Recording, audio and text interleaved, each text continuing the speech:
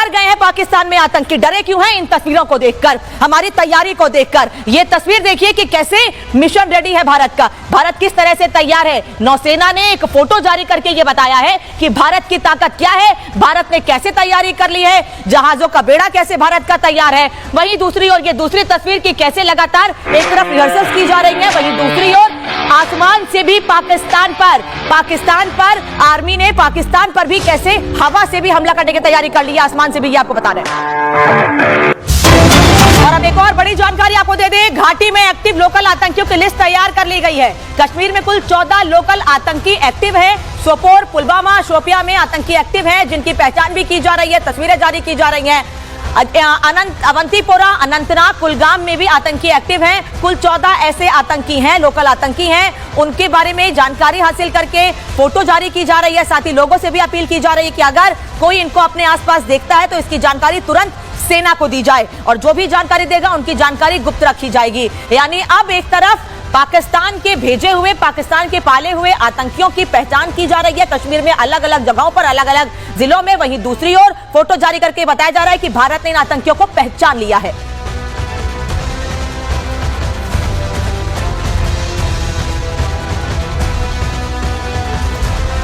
तो सोपोर, पुलवामा, शोपियां में आतंकी एक्टिव हैं और इन आतंकियों की फोटो भी जारी कर दी गई है। और फोटो जारी करने के बाद कैसे तैयारियों की तस्वीर सामने आ रही है, थोड़ी देर पहले की यह तस्वीर है। घने जंगलों में कैसे सर्च ऑपरेशन जारी है, सर्च ऑपरेशन उन आतंकियों को ढूंढने के लिए जिन्होंने पहलगाम में हमला किया है। बारिश हो, धूप हो, घने जंगल हो, हर जगह पर लगातार सर्च ऑपरेशन जारी है। सीमा से सटे हुए गांवों में, घरों में लगातार सर्च अभियान जारी है। और ये कुलगाम की तस्वीर आपको दिखा रही हूं, जम्मू कश्मीर के कुलगाम की, जहां आतंकियों के खिलाफ एक्शन और तेज हो गया है। भारी बारिश के बीच भी लगातार एक्शन जारी है। सेना की तमाम गाड़ियां तैयार हैं, तैनात हैं, तमाम अधिकारी मौजूद हैं, सेना के जवान मौजूद हैं। सर्च ऑपरेशन लगातार जारी है।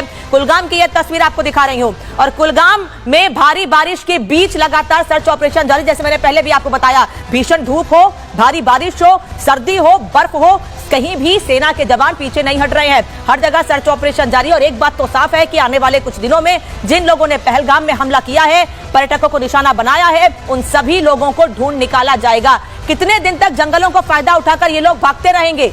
हमारी सेना हर जगह बिछ चुकी है कि जिन लोगों ने हमला किया था, जिन 6 आतंकियों ने, उनमें से कईयों ने सेना की वर्दी भी पहनी हुई थी, और इसीलिए इस पर रोक लगा दी गई है। वापस लौटेंगे आप लोगों के पास, बने रहिए हमारे साथ। लेकिन इस बीच तस्वीर आपको दिखा देती हूं कि कैसे भारत एक तरफ युद्धाभ्यास कर रहा है, भारत एक तरफ कैसे लगातार बड़े कदम उठा रहा है, तो वहीं दूसरी ओर पाकिस्तान के पाले आतंकियों में डर बना हुआ है।